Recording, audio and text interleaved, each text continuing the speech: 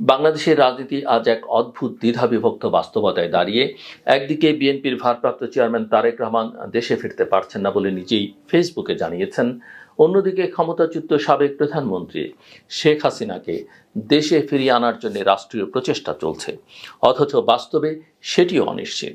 দুই নেতার অবস্থান দুই মেরুতে হলেও তাদের ঘিরে যে রাজনৈতিক বাস্তবতা তৈরি হয়েছে সেখানে একটা মিলে স্পষ্ট।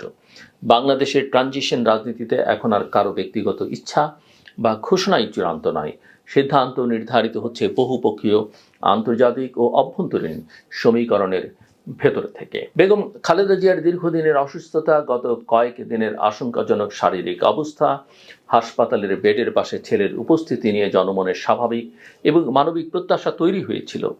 ছাত্র জনতার আন্দোলনের 15 মাস পর আওয়ামী লীগ সরকারের পতনের পর বিএনপিকে নতুন করে সংগঠিত করার এই কঠিন সময়টায় অনেকেই ধরে নিয়েছিলেন কন্যা নেত্রী যখন প্রায় অচল তখন ছেলে নেতা অবশেষে মাঠে ফিরবেন। দলের ভেতরে বাইরে সামাজিক যোগাযোগ মাধ্যমে এমনকি আন্তর্জাতিক মহলেও এই প্রত্যাবর্তনের সম্ভাবনা ঘিরে নানা বিশ্লেষণ শুরু হয়। কিন্তু সব জল্পনা কল্পনার ভিড়ে তারেক রহমানের নিজের ফেসবুকে স্ট্যাটাস ঠিক বিপরীত বার্তাই দিল। তিনি স্পষ্ট ভাষায় জানালেন, মায়ের স্নেহস্পর্শ পাওয়ার আকুতি তারও আছে, কিন্তু দেশে ফেরা তার একক নিয়ন্ত্রণাধীন কোনো সিদ্ধান্ত নয়। এ এক বাক্যে ভেঙে গেল সেই প্রচলিত ব্যাখ্যা যেখানে সব দায় চাপিয়ে দেওয়া হতো মামলার উপর, নিরাপত্তার ঝুঁকির উপর কিংবা আওয়ামী লীগ আমলের কথিত বাধা বিপত্তির উপর।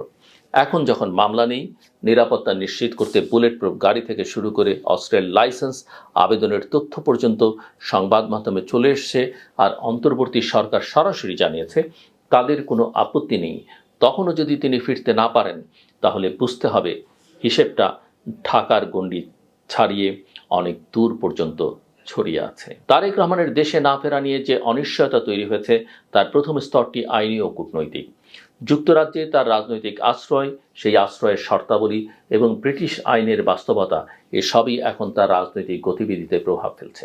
একদিকে তিনি বাংলাদেশের আদালতে সব মামলায় অব্যাহতি পেয়েছেন, কিন্তু অন্যদিকে ট্রানজিশনাল জাস্টিসের নতুন বাস্তবতায় তার নাম নিয়ে আন্তর্জাতিক অঙ্গনে কী ধরনের আলোচনা হচ্ছে সেটিও অজানা নয়।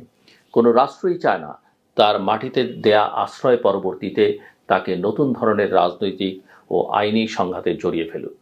তাই লন্ডনে থাকা কোনো প্রবাসী নেতার জন্য দেশে ফেরার সিদ্ধান্ত আজ আর স্রেফ বিমানের টিকিট আর সুটকেসের হিসেব নয়, এটি আন্তর্জাতিক আইনি অনিশ্চয়তাকেও ছুঁয়ে যায়।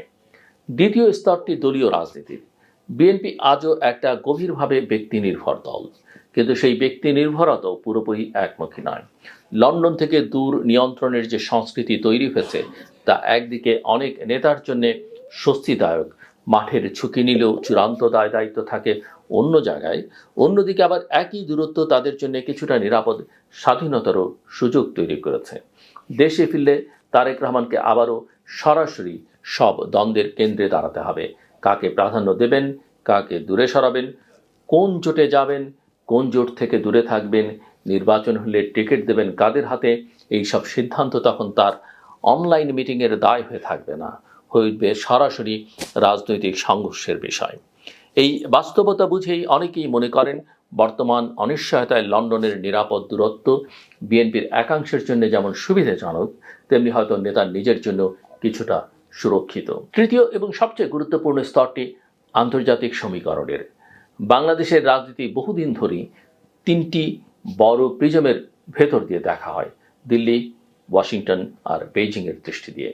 সাম্প্রতিক মাসগুলোতে কাতারকে যুক্ত করে এই সমীকরণ আরও জটিল হয়েছে। একদিকে কাতার কেন্দ্রিক গ্যাস ও জ্বালানি রাজনীতি, অন্যদিকে শ্রমবাজার ও বৈদেশিক মুদ্রা, আর তার সঙ্গে যুক্ত হয়েছে বঙ্গোপসাগর আন্দামান এলাকার সামরিক ও সামুদ্রিক নিরাপত্তা।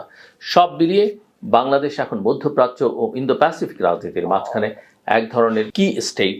এই অবস্থায় যারাই ক্ষমতায় আসুক, যে দলই নেতৃত্ব দিক, তাদের প্রতি আস্থার প্রশ্নটি শুধু ভোট বাক্সে আটকে থাকে না, সেটি চলে যায় নৌ নজরদারি, সামরিক ঘাঁটি, এলএনজি টার্মিনাল আর শ্রমবাজারের কূটনীতিতে।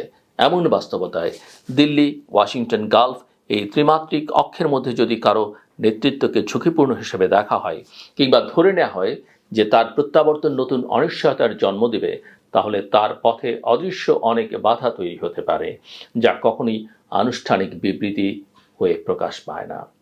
এই জায়গায় এসে শেখ হাসিনার ইস্যুটি এক অদ্ভুত আয়রনি তৈরি করে। একদিকে ঢাকায় ট্রাইব্যুনাল মানবতা বিরোধী অপরাধে তার মৃত্যুদণ্ড দিয়েছে, দুর্নীতির মামলাতেও সাজা হয়েছে, সরকার একের পর এক নোট ভার্বাল পাঠিয়ে দিল্লির দরজায় কড়া নাড়ছে। অন্যদিকে দিল্লি খুব হিসেবে নীরবতা বজায় রেখে বলছে তারা সবকিছু আইনি প্রক্রিয়ার আলোকে অধ্যয়ন করছে। আন্তর্জাতিক রাজনীতির ভাষায় এর মানে খুব স্পষ্ট, ভারত নিজের কূটনৈতিক ও নিরাপত্তাজনিত স্বার্থের বিচারে কোনো তাড়াহুড়া করতে চায় না। তাদের কাছে শেখ হাসিনা শুধু একজন সাবেক প্রধানমন্ত্রী নন, তিনি একজন পুরনো মিত্র, যিনি দীর্ঘদিন ভারত বিরোধী জঙ্গি দমন থেকে শুরু করে আঞ্চলিক নিরাপত্তা স্থিতিশীল রাখতে গুরুত্বপূর্ণ ভূমিকা রেখেছেন। এই সম্পর্ককে একদিনে রাজনৈতিক সুবিধার খাতায় মুছে ফেলা সহজ নয়। তারেক রহমান যখন বলেন সিদ্ধান্ত তার একার নয়, আর একই সময়ে শেখ হাসিনাকে ফিরিয়ে আনতে বাংলাদেশের সব আইনগত চুক্তি ও কূটনৈতিক উদ্যোগ অচল অবস্থায় আটকে যায়, তখন বোঝা যায় দুই মেরুর দুই নেতার ভাগ্য আসলে একই বৃহত্তর কাঠামোর ভেতর বন্দী। একদিকে ট্রানজিশন সরকার বলছে দেশে ফেরার পথে কোনো বাধা নেই, অন্যদিকে কোনো প্রভাবশালী রাষ্ট্র হয়তো মনে মনে হিসেব করছে এখনই কি সময় নাকি আরও অপেক্ষা করা উচিত। একদিকে বাংলাদেশের অনেক মানুষ ন্যায় বিচারের প্রতীক হিসেবে হাসিনার প্রত্যর্পণ দেখতে চাচ্ছেন, অন্যদিকে ভারতের কাছে বিশ্বস্ত মিত্রকে মৃত্যুদণ্ডের মুখে ঠেলে দেয়া ভবিষ্যতের কূটনৈতিক বার্তার ঝুঁকি তৈরি করছে। এই দ্বৈত বাস্তবতার মাঝখানে বাংলাদেশের গণতন্ত্র এবং সার্বভৌমত্বের প্রশ্ন নতুন করে সামনে আসে। আমরা দেখতে পাই কারো দেশে আসা বা না আসা, কারো দেশে ফেরত আসা বা না আসা, সবকিছুই শেষতক নির্ভর করে সেই বহির্বিশ্বের খেলোয়াড়দের উপর, যাদের কাছে বাংলাদেশ মূলত ভূকৌশলগত হিসেবের একটি গুটি। বঙ্গোপসাগরের নৌ করিডোর, কাতারের এলএনজি, দক্ষিণ এশিয়ার শ্রমবাজারের ভারসাম্য, চীনকে ঠেকানোর ইন্দো প্যাসিফিক কৌশল, সবকিছুর ভেতর দিয়ে বাংলাদেশের অভ্যন্তরীণ রাজনীতির ভবিষ্যৎ নির্ধারিত হচ্ছে। আর আমরা ভেতরে বসে প্রশ্ন করছি কে আগে ফিরবে, কে আদৌ ফিরবে কিনা। এখানে একটি নৈতিক ও মনস্তাত্ত্বিক মাত্রা আছে। অসুস্থ মায়ের শয্যার পাশে ছেলের অনুপস্থিতি মানুষের আবেগকে নাড়া দেয়, আবার বহু বছরের স্বৈরতান্ত্রিক শাসনের পর এক ক্ষমতাশালী নেত্রীর বিচারের রায় অনেকের কাছে ন্যায় বিচারের স্বস্তি এনে দেয়। কিন্তু আবেগের দুই প্রান্তের মাঝের ঠান্ডা রাজনৈতিক অঙ্কটা একই থাকে।